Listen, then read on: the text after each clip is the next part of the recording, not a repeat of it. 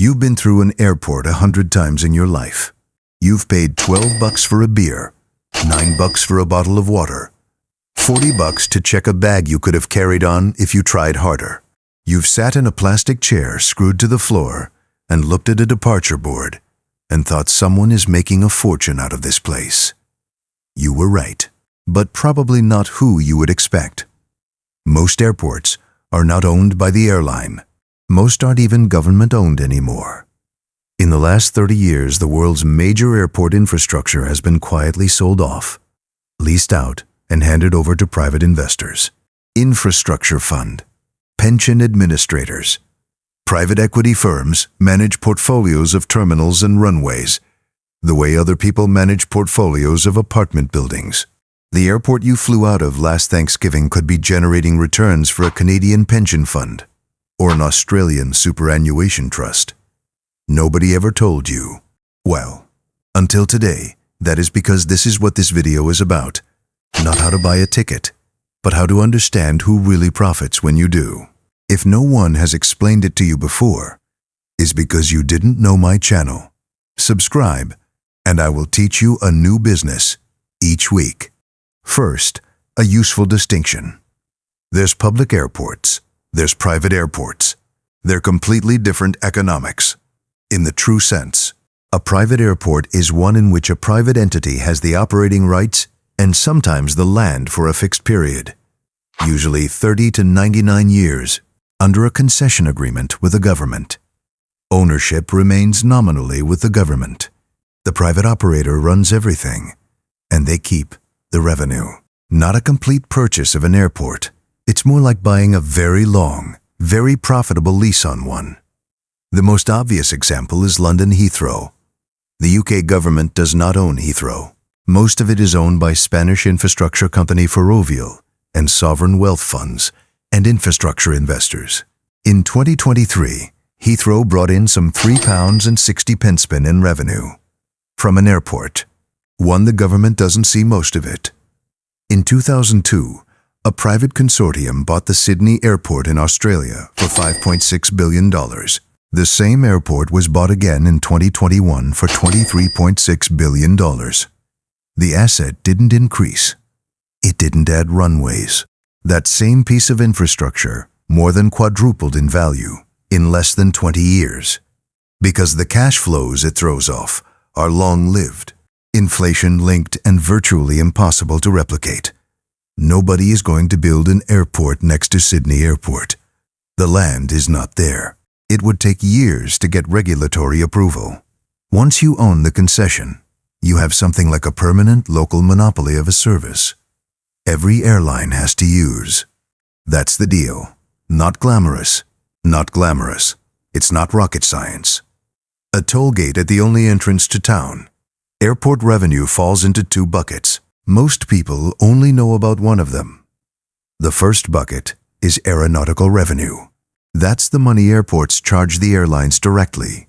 Landing fees, gate fees, terminal use charges, air traffic control fees where applicable. The airline has to pay every time a plane lands. Every time a passenger pushes through a gate, the airport makes money. These fees are generally regulated. Governments don't want airports gouging airlines into bankruptcy, but they tend to grow with inflation and passenger volumes which have been trending upward for most of the past 50 years. It's the second bucket that revolutionized the business. That's called non-aeronautical revenue. And that's why airports began to resemble malls rather than transport infrastructure.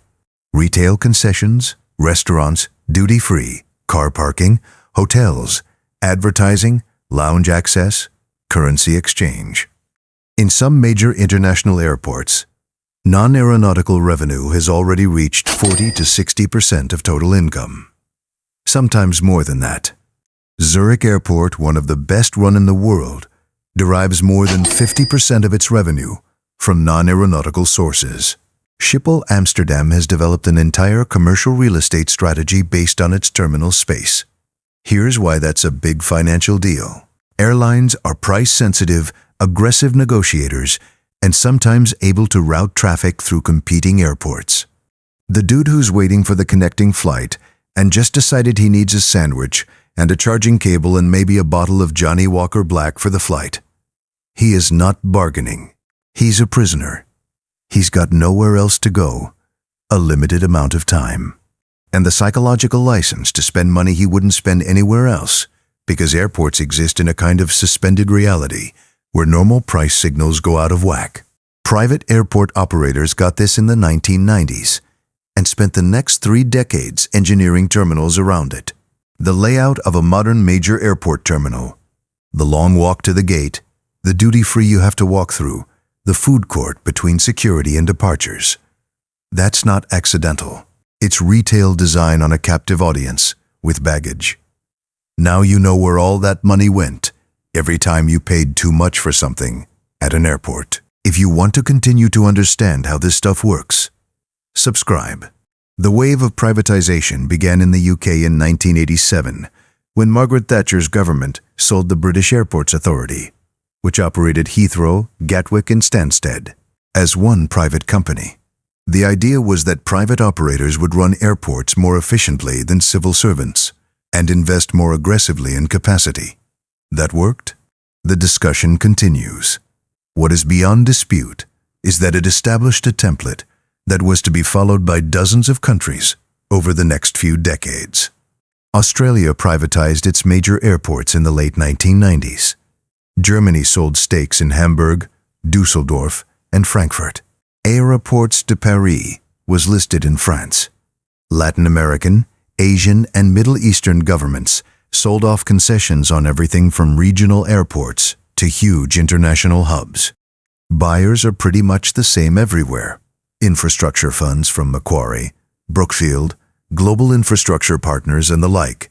Pension funds from Canada, Australia, the Netherlands. Sovereign wealth funds from the Gulf states. These are not buyers who want to fly planes or carry passengers. They want long, inflation-linked cash flows with a regulatory moat around them. Those investors are almost perfectly suited to take an airport concession with 30 years remaining on it and stable revenue from a growing passenger base. In 2009, Global Infrastructure Partners bought a 45% stake in London Gatwick for $8.7 billion.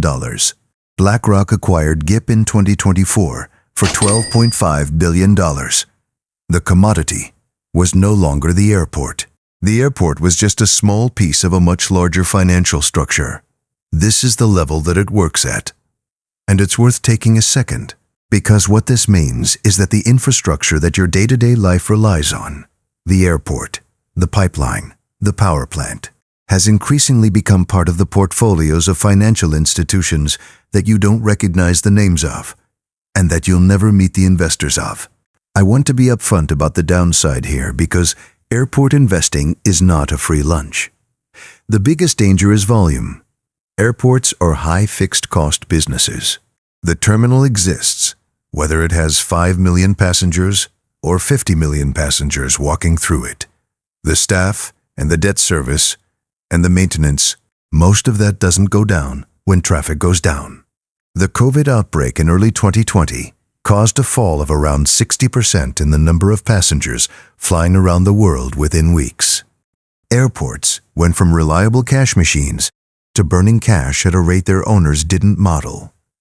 Heathrow lost more than £2 B&E in 2020.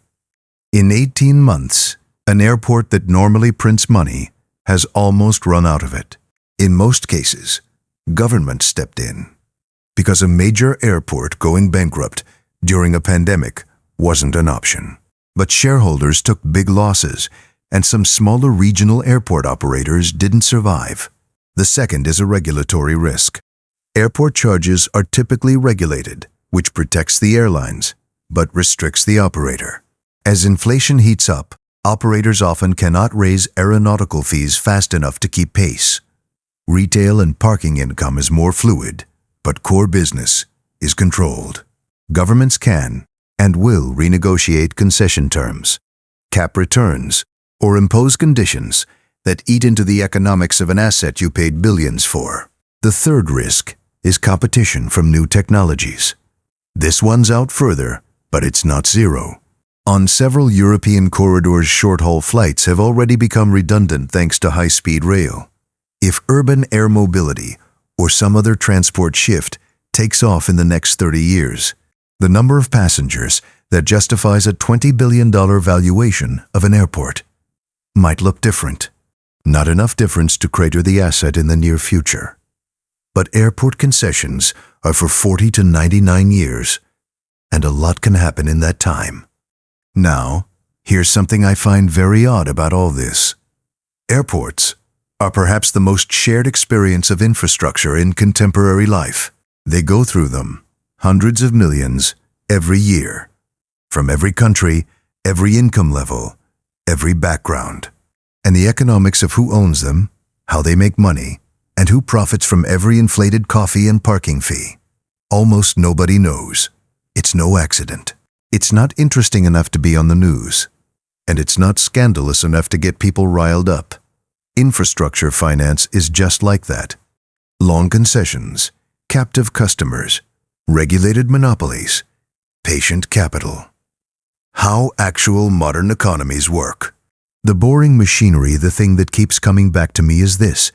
The world's most profitable businesses often aren't the ones that make the things people want. They are the ones in between people and the things they have to use. The airport, you can't escape. The pipeline that's the sole one going to your city. The port that moves 40% of your country's imports. Because if airports make you wonder about the infrastructure, in the next video you're going to see a seaport. The docks that move nearly everything you own. Your phone, your furniture, your food, are run by a surprisingly small number of companies, many of which you've probably never heard of, under agreements with governments that haven't been renegotiated in decades. The business is profitable and the numbers are staggering. Next video is about this. Subscribe to my channel and I'll see you in the next biz.